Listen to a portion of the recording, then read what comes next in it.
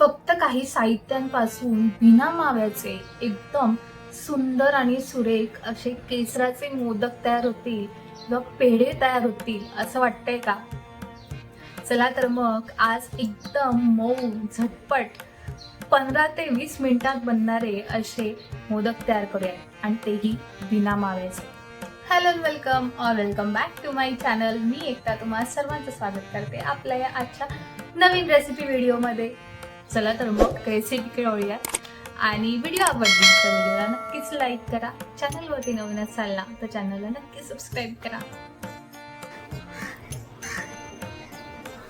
तर मी मोदकासाठी लागणारं साहित्य तुम्हाला सांगते. इथे मी 2 कप मिल्क पावडर घेतली आहे, वजनीप्रमाणे 250 ग्राम. अर्धा कप पिठी साखर घेतली आहे.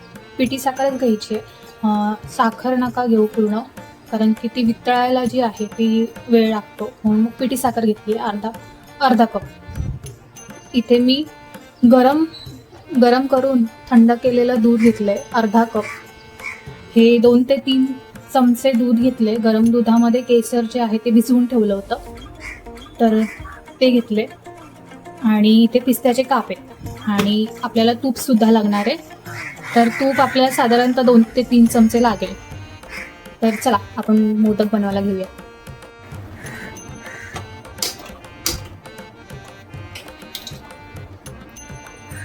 इथे मी सर्वात आधी एक खोलगट जाड कढई घेतली आहे, त्याच्यामध्ये करायचे. आता मी यात अर्धा कप दूध घालते.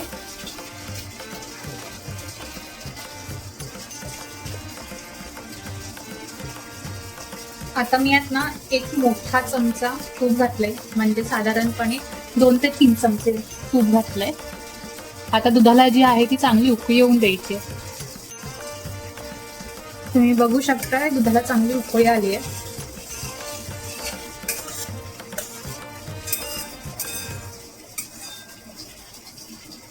आता मी यात 2 कप मिल्क पावडर घालते.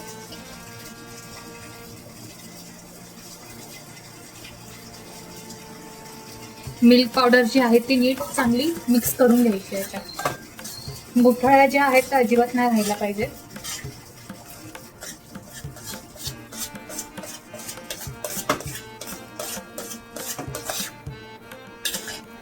मिल्क पावडर चांगली एकजीव करून घ्यायची याच्यामध्ये.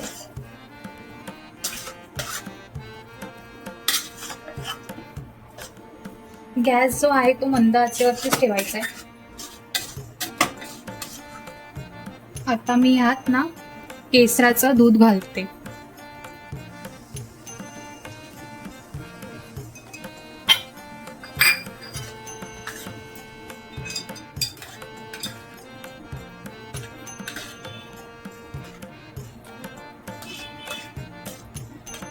साधारणपणे आपल्याला 1 कप पेक्षा थोडंसं कमी दूध पाहिजे, म्हणजे पाऊण कप.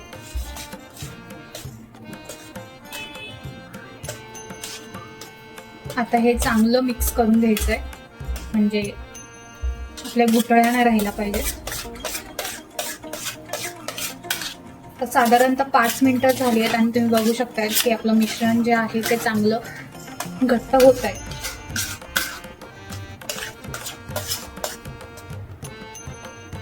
अजिबात त्यात गुठळ्या नाही राहिल्या.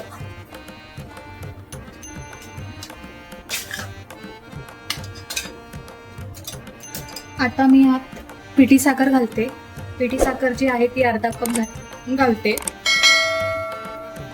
शक्यतो पिठी साखरच घाला, कारण की पिठी साखर जी आहे ती चांगली लवकर एकजीव होऊन जाते आणि मेल्ट होऊन जाते.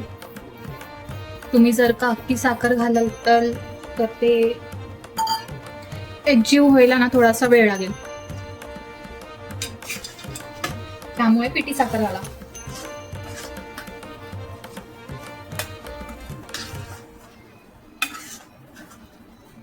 आता ही चांगली आपल्याला मिक्स करून घ्यायची.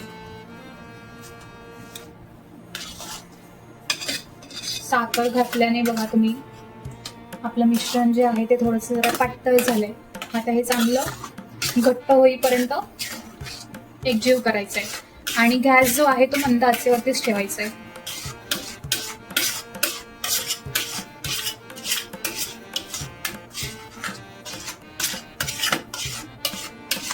आता हे मी नीट एकजीव करून घेते आणि मग तुम्हाला दाखवते, सांगते की किती वेळ लागला नक्की. आता इथे साधारणतः 5-10 मिनिटं झाली आहे आणि आपलं मिश्रण जे आहे ते नीट घट्ट व्हायला सुरुवात झालेली आहे.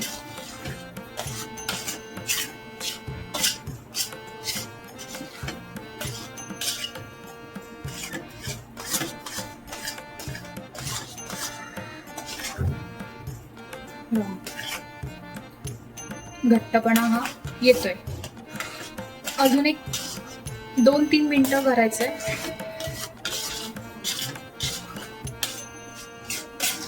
मिश्रण जे आहे ते चांगलं एकत्र होतंय आणि कढईपासून पण सुटतंय ते.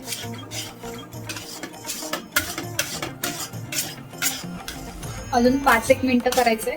नंतर मग गॅस बंद करून आहे ना एका ताटामध्ये आहे ना काढून घ्यायचंय आणि आपलं मिश्रण जे आहे ते थंड करून घ्यायचंय.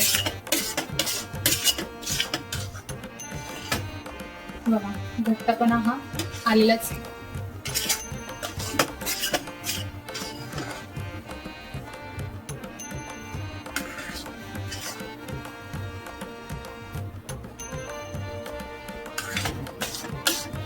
थंड झालं ना की ते एकदम एकत्र होईल.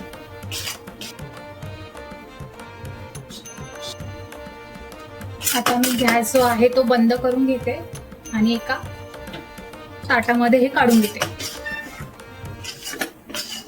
कढईतच नाही ठेवायचंय, नाहीतर मग खाली लागण्याची शक्यता आहे. कढई जी आहे ती गरम आहे, त्यामुळे एका ताटामध्ये काढून घ्या.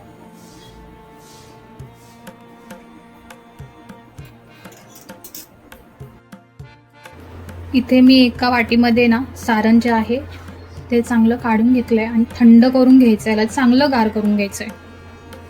हे बघा आधी पातळ वाटत होतं, पण थंड झाल्यावरती एकदम ते घट्ट होईल.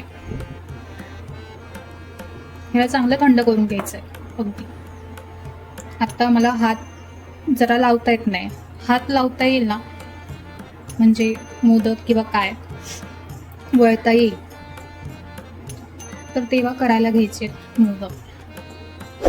साधारणपर्यंत गोळा होईल ना. आता मला थोडासा चटका लागतोय आणि गोळा होत नाहीये, त्यामुळे चांगलं गार करून घ्यायचं याला. तर आपलं सारण जे आहे ते थंड झालंय चांगलं. हे बघा चांगले वळता येतात, आपला शेप येतोय त्याचा स्वतःच. आता आपण मोदक करायला घेऊया. तर हे सारण जे आहे ना ते मी चांगलं थंड करून घेतलंय. बघा म्हणजे अगदी काही चिपकत नाही किंवा काय नाही. तर ह्याचे मस्तपैकी मोदक करून घेऊयात. आता इथे ना मी मोदकाचा साचा घेतलाय, तर त्याला तूप लावून घेतलंय आणि बाजूनी थोडेसे पिस्त्याचे काप लावायचे आहेत, म्हणजे ते दिसायला पण खूप छान दिसतील. आणि साचा जो आहे तो बंद करायचा आणि त्यात आपलं हे जे सारण आहे तर ते घालायचं आहे आणि आपले मोदक जे आहेत ते करून घ्यायचे आहेत.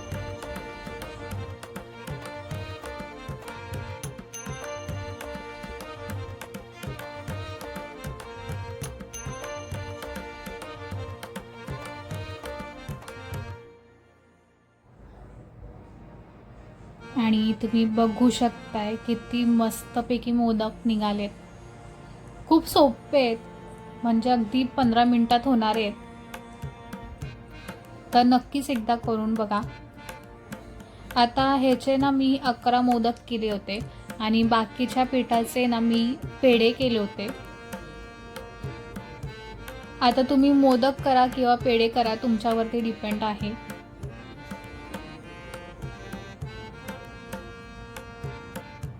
पेढे करायला घेतले ना तर अगदी लहान मुलं सुद्धा करतील, इतके सोपे.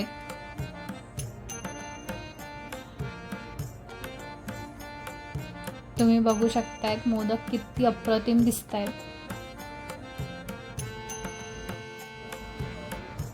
आता मी इथे ना 11 मोदक तर केले होते आणि बाकीच्या उरलेल्या सारणाचे आहेत ना मी पेढे करून घेतले. म्हणजे अगदी रक्षाबंधन येतं आहे तर रक्षाबंधनला तुम्ही पेढेसुद्धा करू शकता. अगदी फक्त छोटे छोटे गोल करायचे आणि त्याला मधून आहे ना असं बोटाने दाबायचं आणि त्याच्यावरती पिस्त्याचे काप ठेवायचे. म्हणजे त्याला एक चांगला शो येतो. म्हणजे अगदी बाजारात मिळणारे पेढे असतात ना तर तसेच दिसत आहेत. म्हणजे खूप मस्त दिसत आहेत आणि लहान मुलांना करायला द्याल त्यांनाही खूप मजा येईल आणि अगदी कोणीही बनवू शकतं, इतके सोपे आहेत. तर नक्की एकदा करून बघा, खूपच सुंदर दिसत आहेत. मग कशी वाटली आजची रेसिपी? आय होप तुम्हाला आवडली असेल. म्हणजे एकदम सुंदर सुरेख असे सोपे मोदक आहेत जे बिना माव्याचे बनवले आणि अगदी 15 ते 20 मिनिटात तयार होतात. तर नक्कीच बनवा. आता रक्षाबंधन येत आहे तर रक्षाबंधनला पेढे बनवा आणि परत गणपती येत आहे तर गणपतीला मोदक बनवा आणि नक्कीच एकदा ट्राय करा. तुम्हाला नक्कीच आवडतील. आणि व्हिडिओ आवडली असेल तर व्हिडिओला नक्कीच लाईक करा, शेअर करा, कमेंट करा आणि अशाच गोड गोष्टी आणि रेसिपीजसाठी चॅनलला नक्की सबस्क्राईब करा. भेटूयात तर अशाच एका नवीन रेसिपीसोबत आणि नवीन गोष्टींसोबत. तोपर्यंत बाय बाय.